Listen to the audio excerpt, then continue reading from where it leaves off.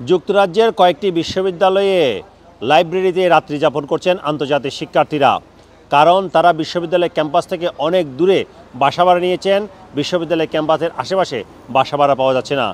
এবং তথ্য জানিয়েছে বিবিসি। তারা বলছে ওয়েলসের কয়েকটি বিশ্ববিদ্যালয়ে আন্তর্জাতিক শিক্ষার্থীরা লাইব্রেরিতে এবং 24 ঘন্টা পড়াশোনা করা যায় তেমন করিডোরে কিংবা কক্ষে রাত্রি যাপন করছেন। কয়েকটি বিশ্ববিদ্যালয়ের কথা বিবিসি জানিয়েছে। এর মধ্যে Bangor university, university of South Wales এবং সোয়ানসি ইউনিভার্সিটির কথা বলা হয়েছে। এখানে বলা হয়েছে এসব বিশ্ববিদ্যালয়ে যেসব আন্তর্জাতিক শিক্ষার্থী পড়াশোনা করছেন তাদের অনেকে থাকেন ওয়েলস থেকে অনেক দূরে, লিভারপুল কিংবা ম্যানচেস্টারে। সেখান থেকে তারা বিশ্ববিদ্যালয়ে পাঠদানের জন্য শিক্ষা নিতে আসেন, কিন্তু 2 দিন কিংবা 3 দিন ক্লাস থাকার কারণে তারা সেদিনেই আবার ফিরে যেতে পারেন না। সুতরাং বাধ্য হয়ে তারা বিশ্ববিদ্যালয়ের লাইব্রেরিতে রাত্রি যাপন করেন।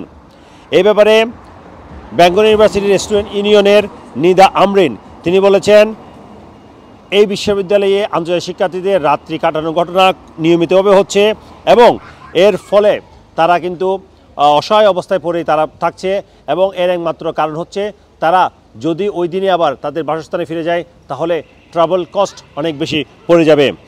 তিনি বলেছেন পোস্ট গ্র্যাজুয়েট যারা আন্তর্জাতিক স্টুডেন্ট আছেন তারাই এই ধরনের ঘটনার শিকার হচ্ছেন এবং এই কারণে আসলে অনেকে বাধ্য হয়ে রাত্রি যাপন করেন। তবে বিশ্ববিদ্যালয়গুলো বলছে তারা আন্তর্জাতিক শিক্ষার্থীদের সবসময় সহায়তা করেন, কাছাকাছি কীভাবে বাসস্থান পাওয়া যায় সে ব্যাপারে পরামর্শ দিয়ে। কিন্তু যদি কেউ বাসা না পায় তাহলে যেন তারা বিশ্ববিদ্যালয়ের সাথে যোগাযোগ করে। স্থানীয় এক এমপি সিনিয়র উইলিয়াম তিনিও একটি অভিজ্ঞতা শেয়ার করেছেন, বিবিসিতে উল্লেখ করা হয়েছে। সেখানে তিনি বলেছেন তিনি এক নারী শিক্ষার্থীকে দেখেছেন বাস স্টেশনে বসে আছে তার 2 সন্তান এবং স্বামীকে নিয়ে। কারণ আন্তর্জাতিক শিক্ষার্থী হিসেবে তারা মনে করেছিল তারা বিশ্ববিদ্যালয়ের যে অ্যাকোমোডেশন রয়েছে সেখানে তারা থাকতে পারবে, কিন্তু সাধারণত বিশ্ববিদ্যালয়ের অ্যাকোমোডেশনে শুধুমাত্র শিক্ষার্থী থাকতে পারে, তার পরিবার থাকতে পারে না। বিবিসি সংবাদে বলা হয়েছে পেশেন্ট ওটাইবি নামে একজন, তিনি প্রজেক্ট ম্যানেজমেন্টে ইউনিভার্সিটি অফ সাউথ ওয়েলসে এসেছিলেন। তিনি তার 2 সন্তান এবং স্বামীসহ থাকতে চান, কিন্তু তারা দীর্ঘদিন একটি শেয়ার্ড অ্যাকোমোডেশনে ছিলেন। তারা যখন বাসা নিতে চান ল্যান্ডলর্ড তাদের কাছ থেকে 6 মাসের বাসা ভাড়া অগ্রিম চেয়েছিল। এছাড়া অনেক এজেন্সি 6 মাসের পে স্লিপ চায়। এর সমালোচনা করে অনেকে বলছেন যে আন্তর্জাতিক শিক্ষার্থী নতুন এদেশে এসেছে, তারা কিভাবে 6 মাসের পে স্লিপ দিবে কিংবা 6 মাসের রেন্ট অ্যাডভান্স দিবে। এসব কারণে আসলে বাসার সংকটে রয়েছে ওয়েলসে অধ্যয়নরত আন্তর্জাতিক শিক্ষার্থীরা।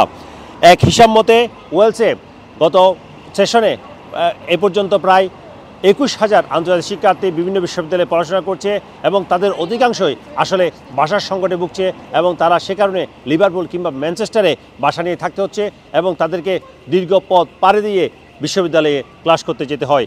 এই কারণে তারা বাধ্য হয়ে আসলে রাত্রি যাপন করেন বিশ্ববিদ্যালয়ে। বাসাবাড়ির সংকটের কারণেই মূলত এই ঘটনা ঘটছে এবং এটি যে শুধু ওয়েলসে ঘটছে তা নয়, লন্ডনেও এই ধরনের ঘটনা ঘটছে।